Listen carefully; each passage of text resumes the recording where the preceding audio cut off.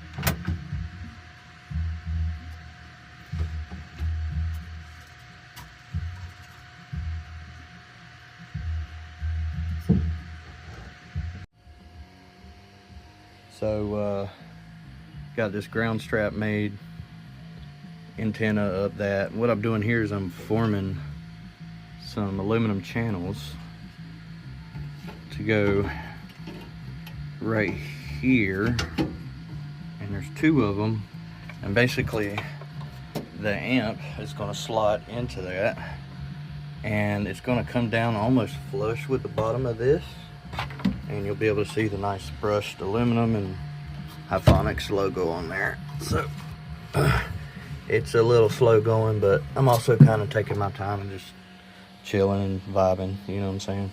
So I got my channel painted, and what I'm doing now is this. I can't like measure off of this because it's like at an angle, but this is flat and I want it to be square with the firewall. So what I'm gonna do is use a square to straighten my piece here against the bottom, you know, flush there, and make sure it's square.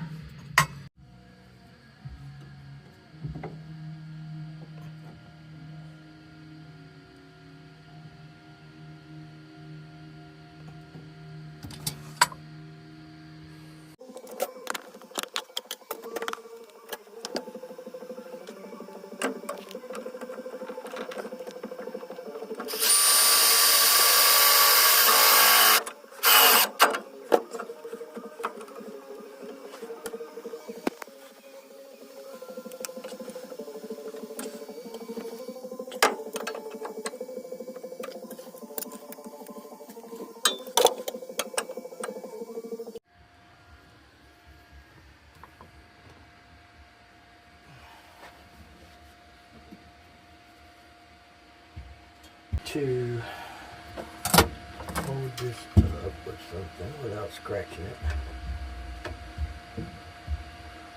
Like so. And now I can work on the other channel. Aluminum channel. Right here. Boy. That I have pre-cut. So I should better move this microphone a little closer. So it's gonna be like this. I have to get it right and bend this part right here and stuff before I paint it. Even though I like the aluminum colors, just didn't work out because they're kind of beat up a little bit. Oh dude, that is so freaking awesome. Look at that. That is freaking amazing that that channel was like just the right daggone width and everything. So I'm gonna throw one of these in there just out of curiosity to see what it looks like from the engine bay, because that's kind of what I'm going for here with the window. Let's go take a look. Oh. Here we go, here we go. Oh, dude. Oh, it's like at a perfect angle and everything. That is amazing. Look at that. Holy cow. Plus, I still have the DSP to put in. And now I'm thinking that little window to the left there, I should just put it there. Dude, this is gonna look freaking sweet. I'm gonna have to get a piece of acrylic cut, because every time I cut it myself, even though I have everything under the sun, I end up cracking it. So we'll see if I have some laying around that'll work or not, but I doubt it because that's a big hole. So I just realized something. If I open up this gap more, leave a little bit more room in there, it'll be the perfect angle to route the wires up and nice and neat. It's gonna look good that way, I think. Also, I was like distracted doing that and I forgot all about the amp. So I went and grabbed one of my old amps. This is one of the if you know you know kind of amps, but it should light up and stuff and look really cool. So I can take it apart and clean it up, but first I want to test it. So I've got a battery out and stuff. I got to charge a tablet to be able to hook an aux wire in, because you know nothing has headphone jack anymore. And these are the tins that will go behind the seats, and they power base, you know, cheap brand, but I mean they work good. So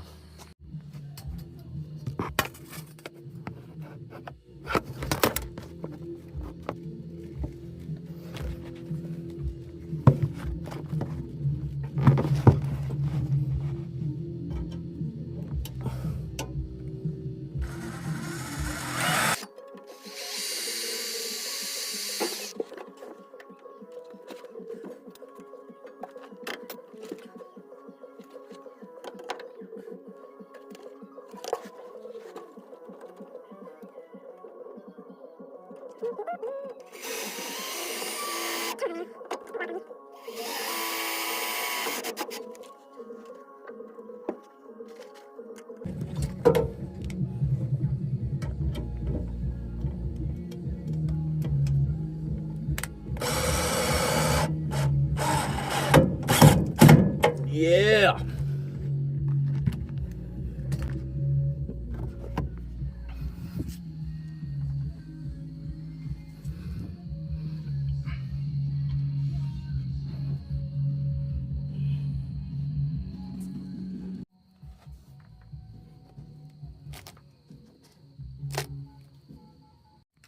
All right, so what I'm doing here is I've got the DSP inverted so I can show off the backside. I've even got the light wired up and everything so the Hyphonics will still light up. And I've centered it with the amp and made me some marks here. It's gonna be awesome. Okay, so I thought I remembered this amp working before, so I hooked it up to do a quick test. Check it out. Dang it.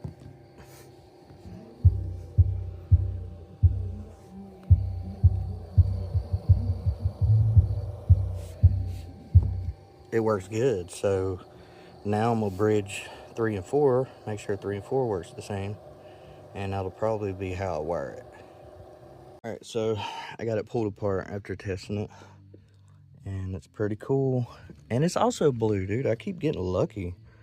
I totally forgot I had this thing, by the way. But yeah, it's got lots of controls, and it actually has pretty good sound. Have to figure out if I'm even going to bother trying to clean up this chrome panel. I might not. I might just friggin' invert it and light it up like I'm doing the other one. I don't know though, because this does channel air through this for the fins here, but it probably doesn't even need that, really. Like, that's just passively cooled for the most part. Oh, sorry, right there. That might work, because I'm coming up through the firewall right here, which there's like a opening.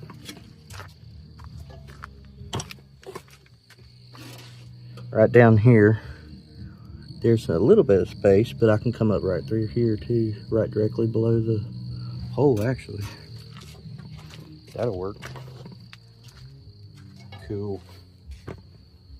And then this, I was going to like make a neat like door out of it, you know, when I mod the dash, but now I'm kind of thinking, you know, I really wanted to showcase with the wiring, so plus this has active cooling, and I found a fan for it. So maybe what I'll do is have plexi with that nice fan on it in the kick panel down here. I mean, you still got all this room to put your feet. And then when you open the door, it would be like right here. As soon as you look in, you'd see it. You know, maybe have it more up in here. And then somebody rests their feet on it, gets nicked up, whatever, it's not a big deal, it's old amp. But the Hyphonics off of this amp would shine right below it and light it up. Don't have to do an extra light or anything. And the fan lights up, so. And that simplifies my design up here, because really what I wanted up here was like just a glass window almost, with all the different wires going around and stuff. Plus you can see the engine from there, which is also kind of neat too, if you think about it. Passenger being able to look right down at the engine, that's cool.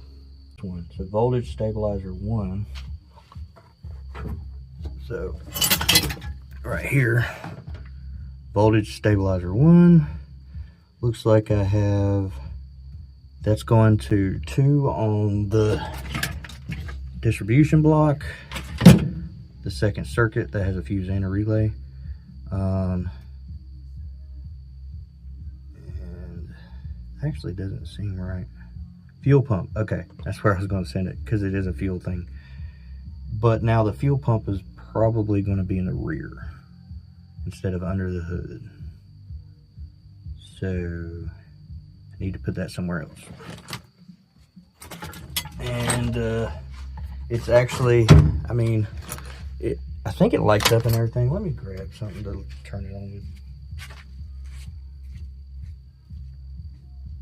But theirs is with the voltage and everything. Yeah, I thought it had blue lights in it.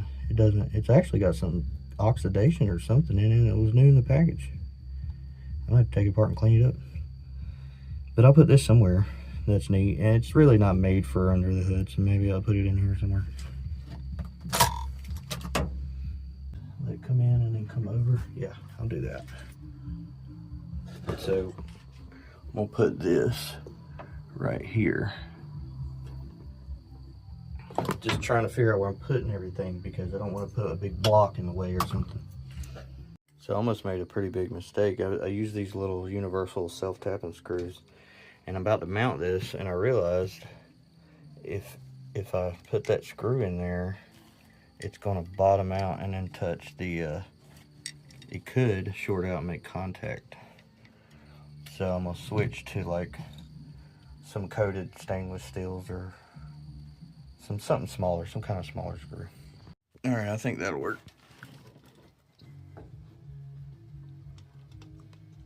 Not my favorite thing, but they're not actually touching, so it should be fine.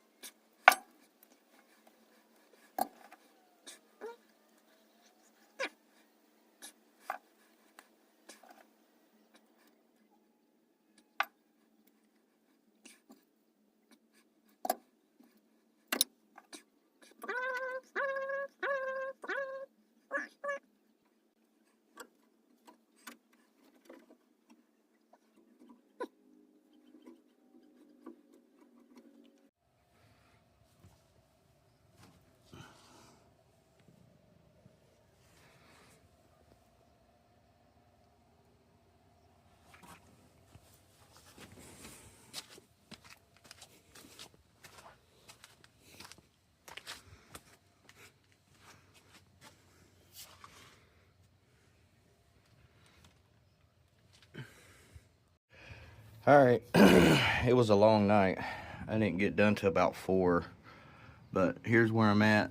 So I've got a lot of the main distribution done. There's the starter relay.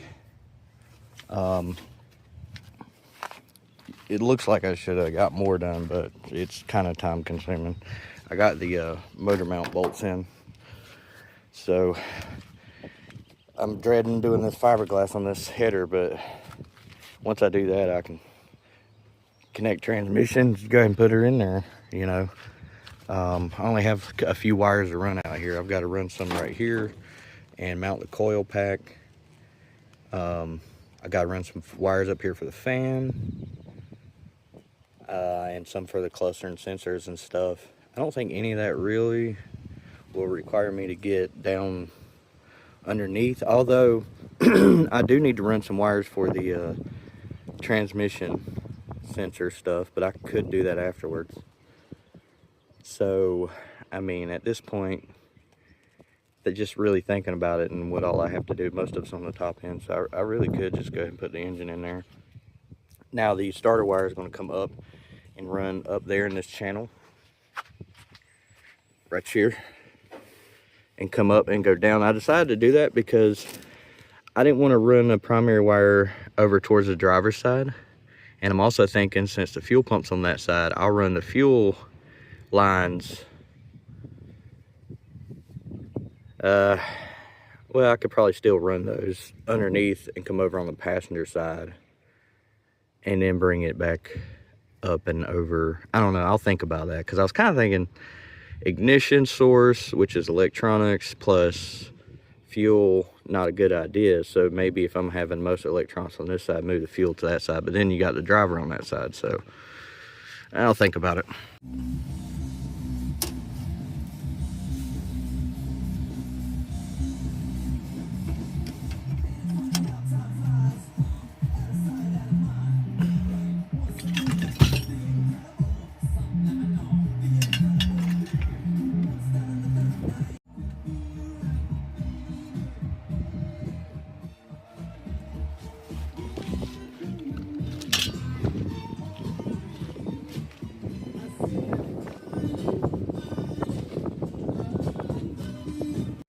Alright, so here's where I'm at.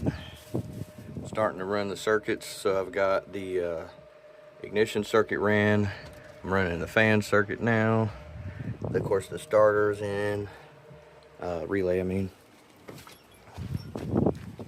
Windy today. So you can see I've got the ignition coil in, and I'm routing wires and stuff now. Alright, I've got ignition, fuel, and fan wired up. Got a couple more wires to run, and then I'll be able to put in the relays for that. But I wanted to show the wires here. So I've got ignition, fuel, fans, and right now I'm just going to run them over there to the cluster, because I think for this one I had planned on not doing rocker switches for that, but using the ignition. But I probably will put in an override for the fan or something. We'll see, like a little switch maybe over there to the left. And then this is for the fuel pump, so that's going to go back out through the firewall and down through the chassis and up this way where the pump is. So anything that's essential to run the engine, I'm using this color for its positive lead. So, you know, there's the fuel. And then if we go over here, and then you can see even all the way, even the relay tap is individual for those. And I use the same one for that.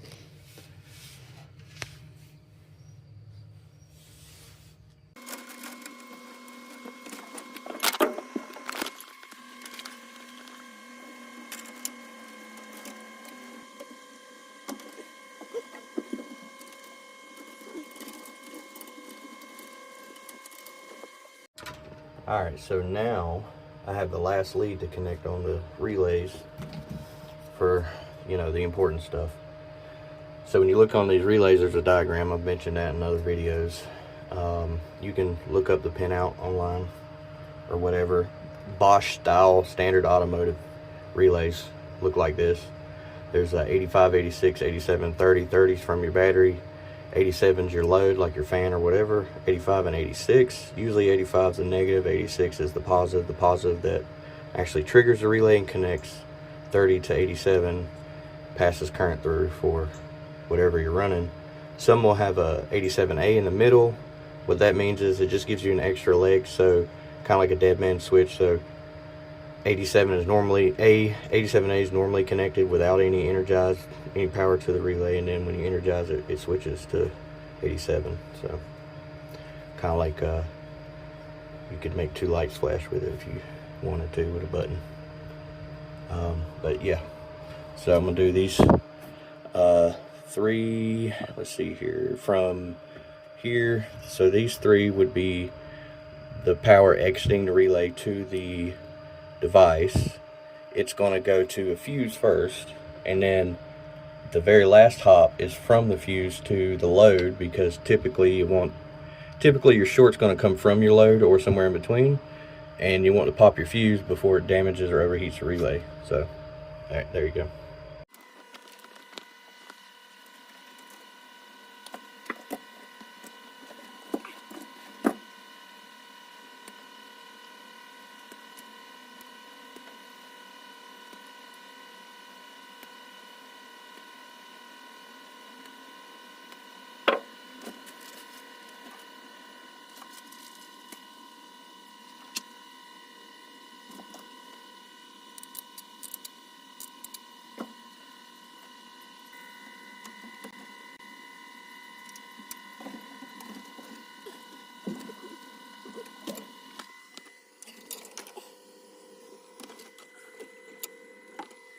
Alright, I'm going to test it now, just for the sake of it. I mean, I know it's going to work, but so I'm going to, right now there's no battery or anything. I'm going to energize the circuit with this right here, and then I will take one of the switch leads for the fuel and relay and all that stuff, and I will touch it to positive as well, and I should hear a click. Hear that click? You hear that click? And then that one, that's the one that ain't as loud. That's just an old relay. I've got those in there temporarily anyway. They're not the ones that's going to stay in here. I'll get some higher quality ones. These aren't bad, but these are trash. And then these don't usually do good either because water gets in too easily. But yeah, so now that I have those three things, and I have the starter relay in, now I can probably do the battery box and get a battery in here. And I need to keep running these circuits. That's the first 3 out of, 10 circuits to run. So probably won't be running all 10. I'll just be running the important stuff. So like I still need to do the ignition. I did a test earlier on this ignition system here, and it's working and stuff. It's a little finicky, but I think I don't have the instructions for it, and I'm trying to figure it out. I'm getting there.